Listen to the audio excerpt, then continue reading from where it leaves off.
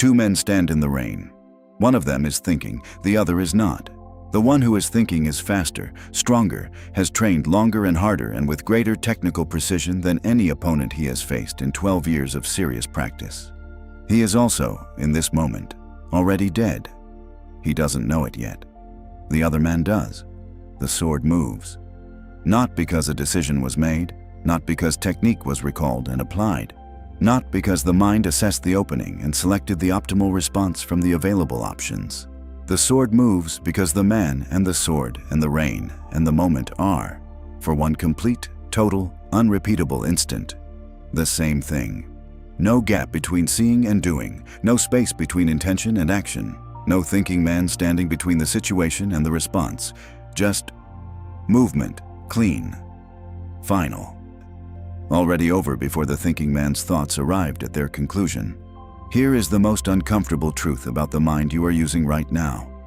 In the moments that matter most, the moments that arrive without warning and demand an immediate, complete, fully committed response, your thinking is the problem. Not your skill, not your preparation, not your courage or your training or your willingness to act. The thinking itself, the fraction of a second in which the mind pauses to observe what is happening, assess what it sees, select a response, and issue the instruction to the body. That fraction is where everything is lost. The samurai understood something about the human mind that most people will spend their entire lives either ignoring or actively working against. They called it Mushin, empty mind. Not the emptiness of someone who has nothing to think about.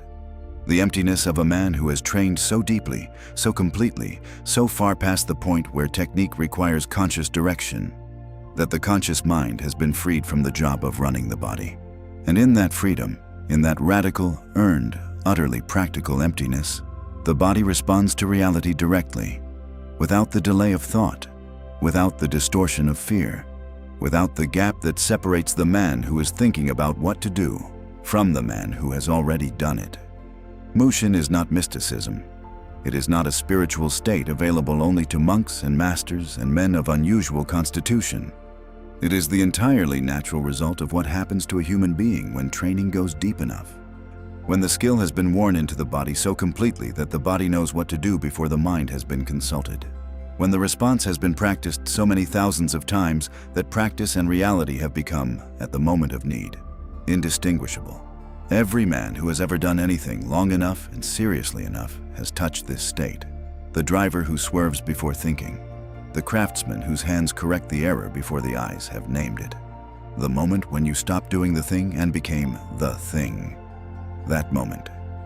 Mushin. The question is not whether it is possible. The question is whether it can be built deliberately, whether it can be trained toward, rather than simply stumbled into on lucky days when everything aligns. It can, but the path to it is not what most men expect. And the first step on that path is the one thing almost no one is willing to take. The swordsman who thought too much. His name was Ryu, 26 years old. The most technically accomplished student his master had produced in 30 years of teaching. His master told him this once, directly. It was the worst thing that ever happened to Ryu. He had come to the dojo at 14, watchful, intense, with the particular focus of a boy who has decided excellence is the answer to something without examining the question. He absorbed technique the way dry earth absorbs water. By 22, his forms were so precise, his master would stop the class simply to watch. By 26, he had won every structured competition he had entered, and he had never, not once, performed in an unstructured encounter the way he performed in practice. The gap was not small. In practice, exceptional, clean, inevitable. In real encounters, unexpected, unscripted, arriving without preparation, ordinary, hesitant. A man who knew exactly the right words and couldn't get them out before the conversation moved past the moment they would have landed. He had known this for years. He had explained it to himself in every available way. The gap did not close. The humiliation came on a gray morning in a provincial town whose name he would later be unable to recall. Not competition, not any formal context, a courtyard, a traveling merchant's inn, a man whose name Ryu never learned. The man was not impressive, not formally trained. His movement lacked precision, vocabulary, the accumulated grammar of serious study. He was simply present, completely without hesitation or self-observation, present. And Ryu, who could see the opening before it fully formed, who had the technical precision to exploit it perfectly, thought about it. One fraction of a second, here, now, this opening, this is the moment, and in the thinking, lost it. The opening closed. The moment passed. The man looked at him with a kind of bored patience, as though he had simply waited for Ryu to get out of his own way. And when Ryu hadn't, moved on. Ryu walked away exposed, not defeated, exposed. The specific devastation of a man who has spent 12 years building something he believed was real, and discovered what he built was a perfect replica of the thing, technically indistinguishable, functionally hollow. He returned to his master, not for comfort, not for reassurance, but with one question he had never asked in 12 years, because he had never before been stripped of every alternative explanation. His master's name was Genzo, 60 years old, hands that had held a sword for 5 decades, eyes that had stopped finding anything surprising. Ryu sat across from him and said, "I think too much. Everything I know arrives through thought, and thought is too slow." Pause. How do I stop thinking?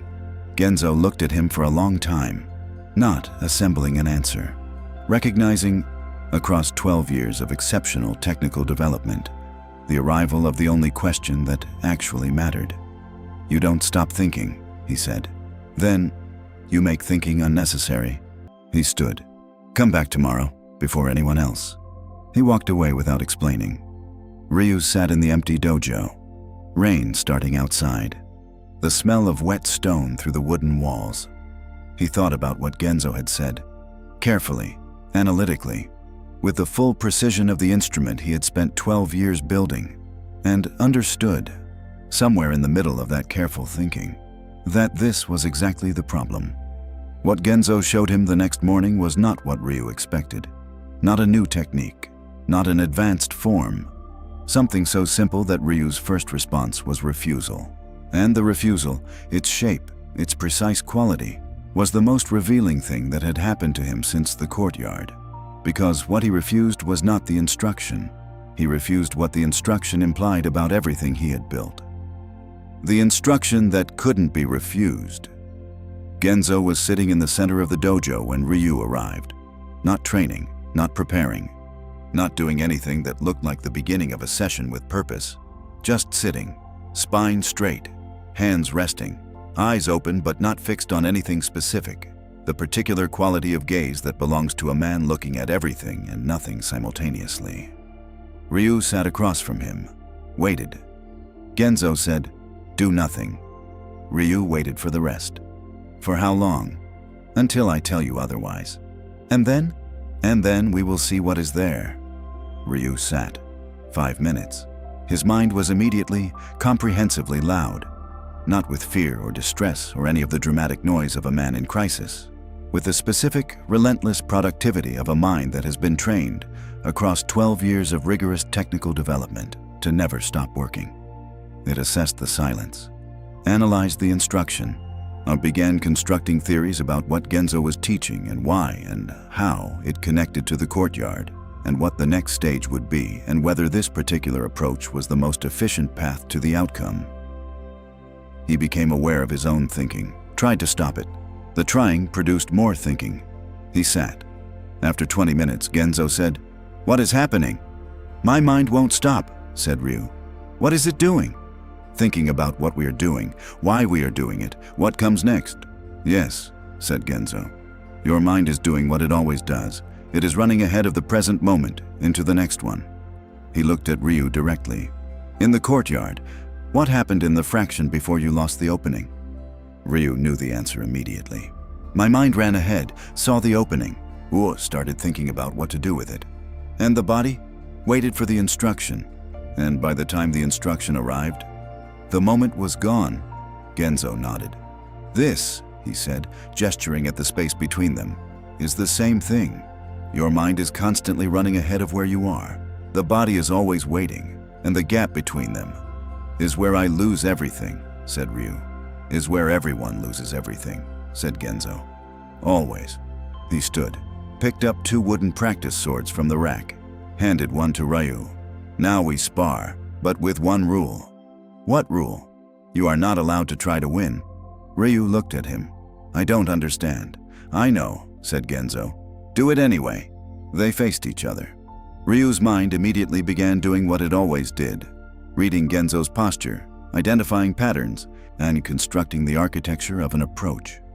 He caught himself, tried not to try to win, which produced a different kind of trying.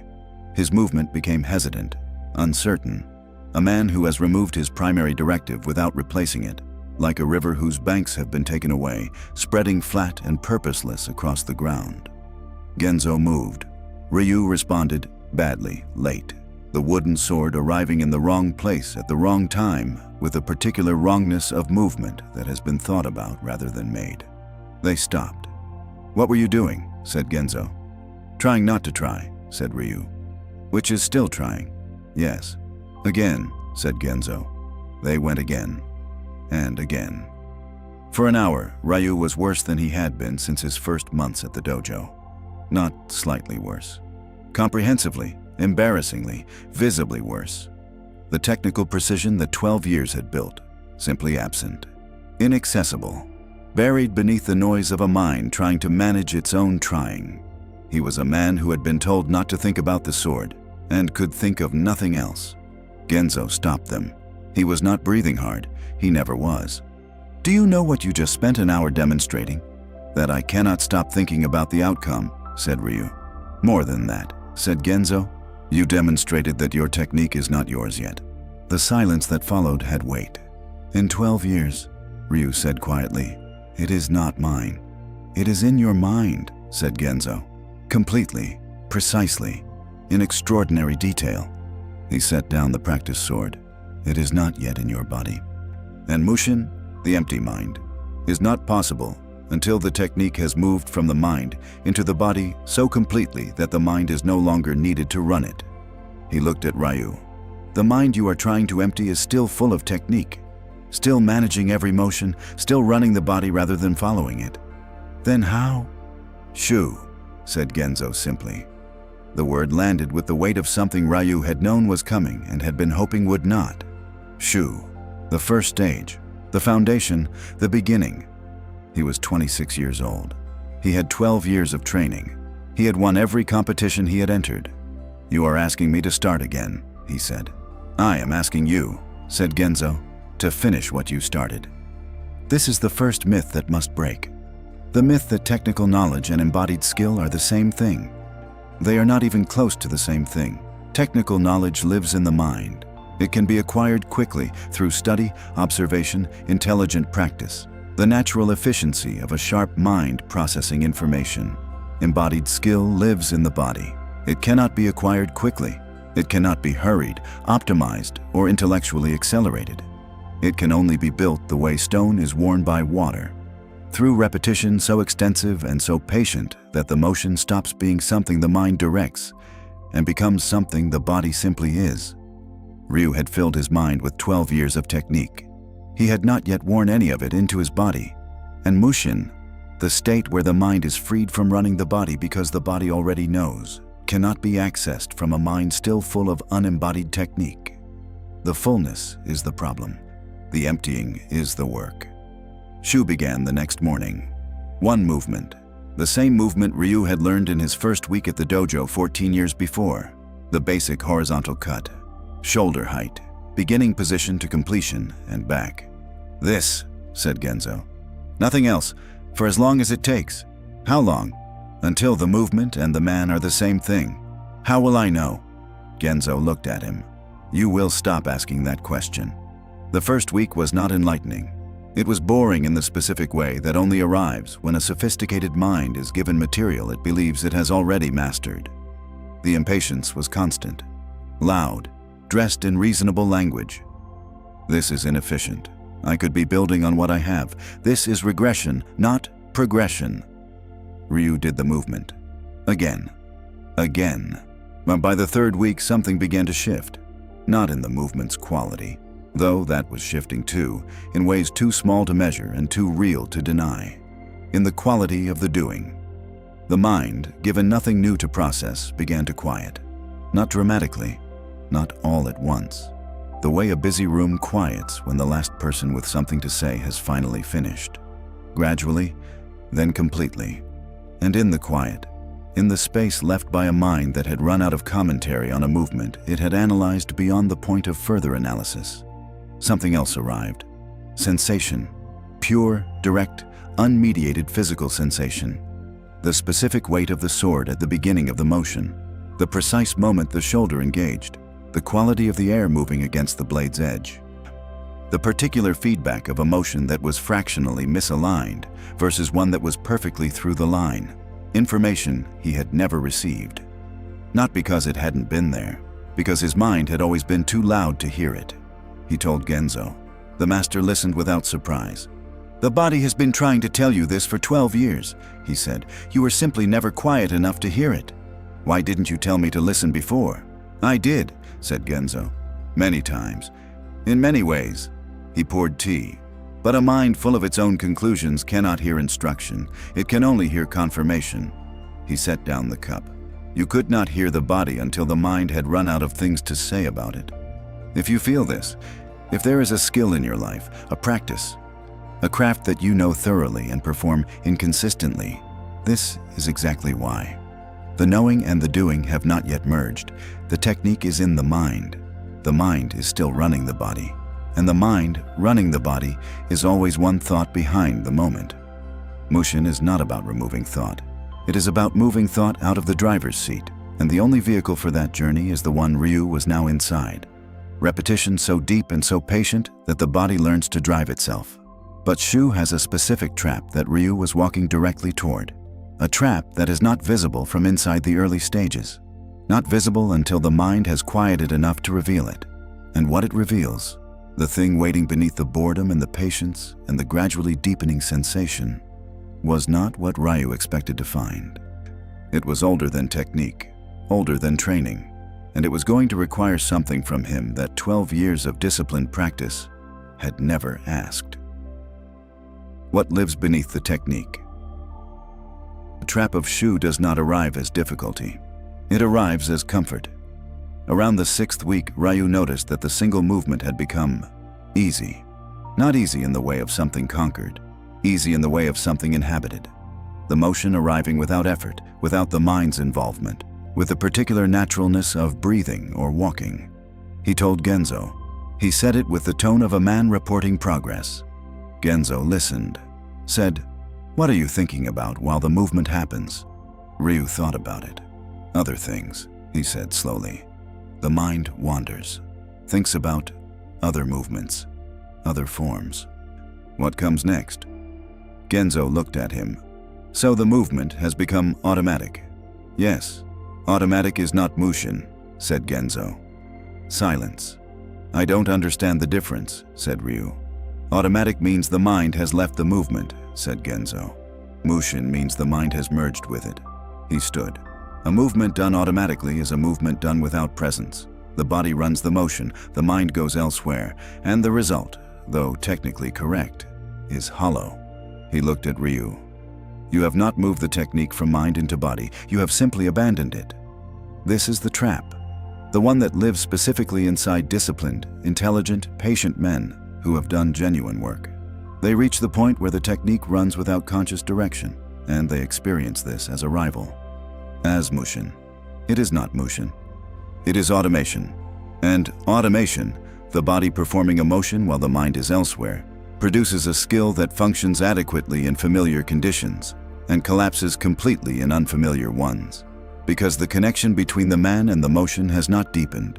It has simply been outsourced. The mind gave the motion to the body the way a man gives a task to someone else, not to free himself for deeper engagement, but to free himself entirely. And a man who is not present in his own motion has not yet begun to train. The instruction Genzo gave next was the hardest of the three. Harder than the single movement, harder than not trying to win. Every repetition, he said, you are present for. Not watching, not assessing, not thinking about the motion, present inside it. The way you are present inside a breath, not observing the breath from outside, but being the breathing. And if the mind wanders, it will wander.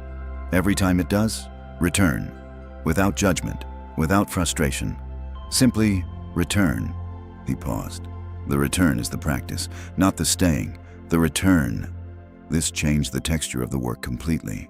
What had been becoming automatic had to be brought back, made present again, inside again, not observed from the comfortable distance of a mind occupied elsewhere, but inhabited, fully, continuously, without gap.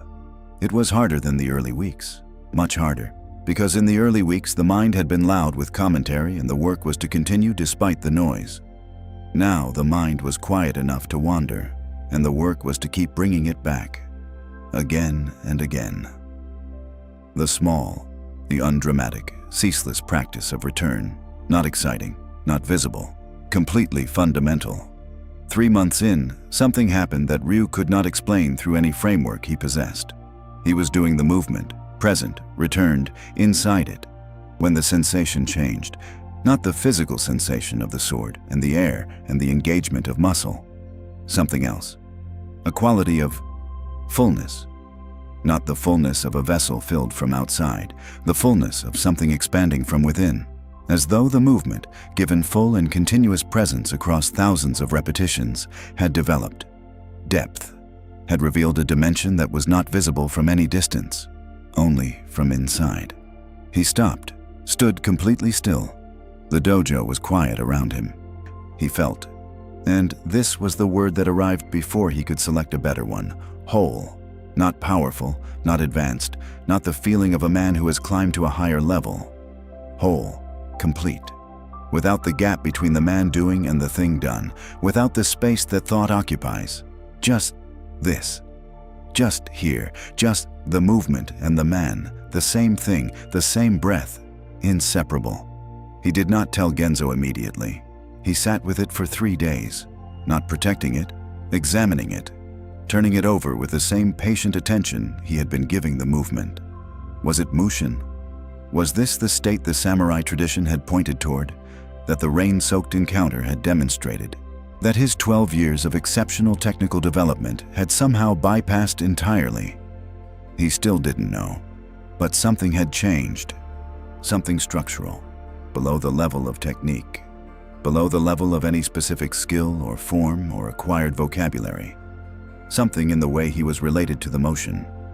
He told Genzo on the 4th morning. The master listened completely. When Ryu finished, the silence was longer than usual. Then, what was different? Presence, said Ryu. I was completely inside it, not watching, inside.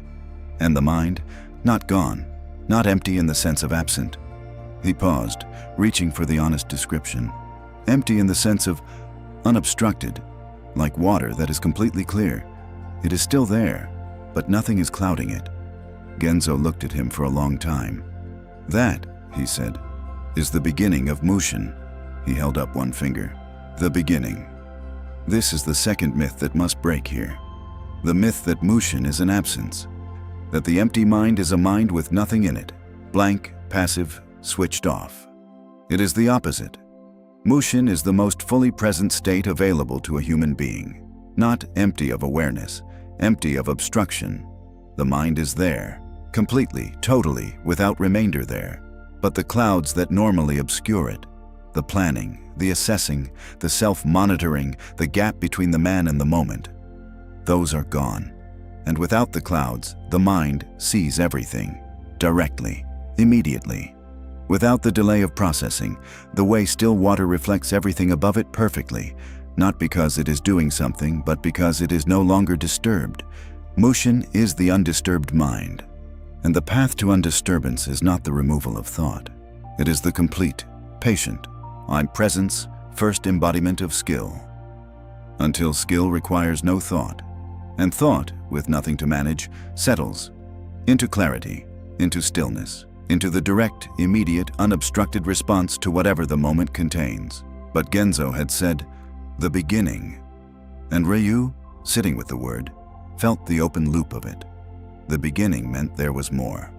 Not more technique, not more forms to embody. Something else. Something the single movement had only opened the door to. What comes after the beginning? he asked. Genzo looked at the wooden practice sword on the rack. "Now," he said, "we spar again." But this time the instruction was different. This time Genzo did not say, "Do not try to win." He said something that Ryu had not heard in 12 years of training. Something so simple it seemed, on the surface, like nothing. And beneath the surface, everything. The difference between a man who has found presence inside one familiar motion and a man who can carry that presence into the full, unpredictable, unscripted reality of an encounter that does not wait for him to be ready. That difference, that instruction, is where the real test of everything Ryu had built, finally, completely, without the protection of structure, began. The undisturbed water Genzo picked up the practice sword, handed it to Ryu, then said the thing Ryu had not heard in 12 years of training. "Nothing." Ryu looked at him. "No instruction, no instruction, no rule about winning or not winning, no rule. Then what?" "Be here," said Genzo. "Completely. Whatever happens, stay inside it, the way you stayed inside the movement." He raised his sword. "That is all." They began. And something was immediately, completely different from every previous encounter. Not in Genzo's movement. The master moved as he always moved. Unhurried, precise. With the particular economy of a man who has not wasted motion in decades. Different in Ryu, in the quality of his presence inside the encounter. He was not thinking about Genzo's posture. He was seeing it directly, without the translation of observation into assessment, into response. Just seeing. And the body, given sight without obstruction, moving. Not perfectly, not with the clean inevitability of the man in the rain, but differently than it had ever moved before in an unstructured encounter. Without the hesitation, without the fractional delay of thought inserting itself between perception and action. When Genzo moved, Ryu moved, not after. Not in response to a processed observation, with. The gap had not closed completely, but it had narrowed in a way that 12 years of technical excellence had never narrowed it. Narrowed from the inside. They stopped. Genzo lowered his sword. He said nothing for a long moment. Then, "What happened?" "I stayed inside it," said Ryu. "Not the whole time. Several times the mind started to assess and I lost the presence. But some of the time..." "Yes," said Genzo. "Some of the time." He set down the sword. "Do you understand now what Mushin costs?" "Not the training," said Ryu slowly. "The presence. The continuous, unbroken, returning presence. Inside the motion, inside the encounter, inside whatever is happening, without the mind stepping outside it to watch. Yes, and the training was necessary to give the body something to be present inside," said Genzo. "Presence without embodied skill is simply openness to being hit. The technique must be there, deep enough that the mind is not needed to run it."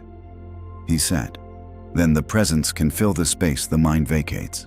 And that is Mushin." "That," said Genzo, "is the path to Mushin.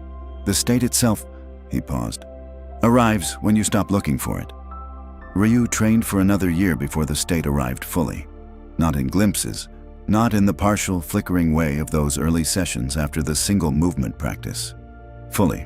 It came, as Genzo had said it would, without announcement, without any particular morning being different from the ones before it.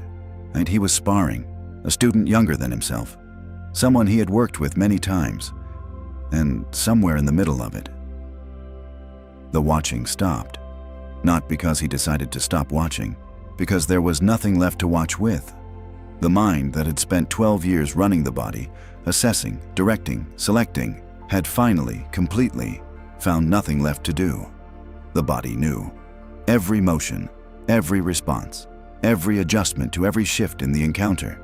The body simply knew. And Ryu was not the man doing the sparring. He was the sparring, the encounter and the man. The motion and the presence. The breath and the blade. The same thing, one thing, undivided. It lasted perhaps 4 minutes, but when it ended, when the ordinary thinking mind reasserted itself with the particular abruptness of something that has been absent and returned, he stood completely still. The younger student looked at him. "Are you finished?" "Yes," said Ryu. He was. He found Genzo in the garden. The master was doing nothing, sitting in the particular quality of stillness that Ryu now recognized not as passivity, but as presence so complete it required no external activity to justify it. Ryu sat beside him, said nothing for a long time. Then, it happened. Genzo did not ask what. "How long?" he said. 4 minutes, perhaps less. It will be longer next time, and longer after that, until the boundary between inside it and outside it stops being clear." He looked at the garden. Until it is simply how you are. This is what the path to Mushin actually builds. Not a technique for performing better under pressure. Not a mental strategy for managing the thinking mind in high-stakes situations. A different relationship between the man and the moment. The relationship of someone who is not separate from what is happening, who is not watching the encounter from inside his own head, running the body by remote instruction, losing fractions of seconds to the distance between observation and action, but who is simply, fully, without gap or distance or the interference of self-consciousness. There, present, in the thing completely.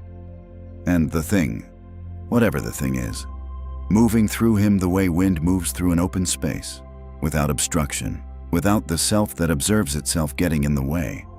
Now, here, your life, not a dojo, not a practice sword, not an encounter in the rain where the gap between thought and action is the difference between living and dying. Your life, which has its own version of the gap. The moment of conversation where the right response arrives 2 seconds after the moment has passed. The decision that should have been made cleanly and was made haltingly, full of the noise of a mind assessing and reassessing and never quite settling. The work that should flow and doesn't. The action that should be immediate and isn't. The life that should feel like it is being lived from the inside and feels too often like it is being managed from a slight distance. This is the same gap, not the gap between a fast man and a faster one. The gap between a man who is present in his own life and a man who is watching himself live it. Here is the one thing. Whatever you do consistently, whatever practice, craft, or skill you return to, choose one motion within it. The smallest possible motion, the most fundamental. And tomorrow, when you do it, do not assess it, do not monitor it, do not watch yourself doing it from the comfortable distance of evaluation. Be inside it, the way you are inside a breath, not observing the breath, being the breathing, for as long as presence holds. When the mind wanders, and it will, return, without judgment. The return is the practice, not the staying, the return. Do this every day, not to achieve Mushin, not to produce a visible result, not to become the man in the rain whose sword moves before the decision to move it. Because the daily, patient, presence-first practice of being inside one thing completely is the only path that leads there. And it leads there the way all real paths lead anywhere, not by arriving, by walking, one step, then the next, then the one after, until the walking is no longer something you are doing and becomes simply how you move. 2 men stood in the rain. One of them was thinking, the other was not. The one thinking had 12 years of technique, precise, detailed, thoroughly understood. The other had 1 year of presence. Presence won. Not because presence is more powerful than technique, because presence and technique together, the body knowing, the mind unobstructed, the man and the motion the same thing. That combination has no gap in it. And in the space where the gap used to be, where thought used to live, and hesitation used to live, and the distance between the man and the moment used to live, there is only action, clean, direct, already over before the thinking man's thoughts arrive. The dojo is empty. The rain has stopped. The practice sword rests against the wall, and the man who once stood in a courtyard exposed, who spent 12 years building a perfect replica of skill without touching the thing itself, sits in the center of the room, not training, not preparing, not filling the silence with the noise of a mind that has somewhere else to be. Simply here, completely, without remainder. If this found the gap in you, subscribe. One path every week.